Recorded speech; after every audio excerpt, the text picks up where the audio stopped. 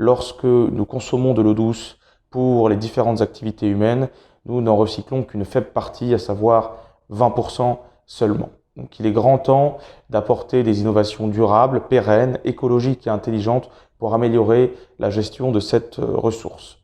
Pour ce faire, chez Asuvia, nous avons inventé un cœur technologique ou une assise technologique qui repose sur 3 grands principes. Le premier principe s'appelle l'hydroponie. Donc l'hydroponie, c'est une technique de culture hors sol. C'est comme ça, c'est une technique par exemple qui est très utilisée pour la culture de fraises, de salades ou encore de tomates que vous pouvez aujourd'hui retrouver dans vos assiettes. Le second principe s'appelle la phytoépuration. Donc la phytoépuration, c'est la dépollution par des végétaux spécialisés des eaux ou des sols. Dans le cas d'Asuvia, on ne s'intéresse qu'aux eaux. Et vous aurez compris que au lieu d'utiliser donc l'hydroponie pour faire pousser des fraises, des salades ou des tomates, chez Asuvia, nous utilisons cette technique-là pour faire pousser des végétaux dépolluants.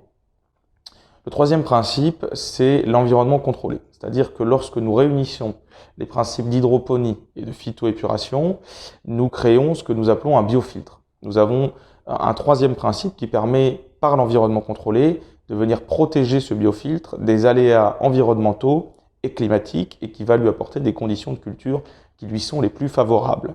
Donc cela prend souvent la forme d'une serre de culture et donc les systèmes que nous proposons aujourd'hui pour le traitement des eaux et des effluents liquides sont littéralement des serres filtrantes ou de filtration.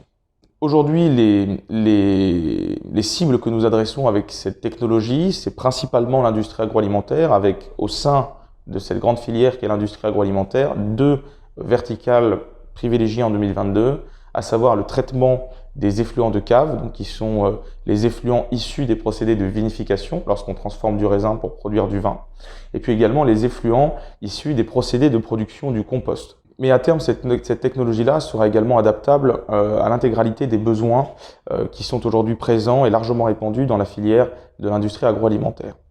Alors pourquoi chez Asuvia nous avons rejoint VTED? Eh bien parce que cela nous permet gratuitement d'être visible auprès de différents acteurs que sont de potentiels clients, de fournisseurs, des collectivités locales ou encore des acteurs privés autour d'un ADN et d'une valeur qui est l'écologie.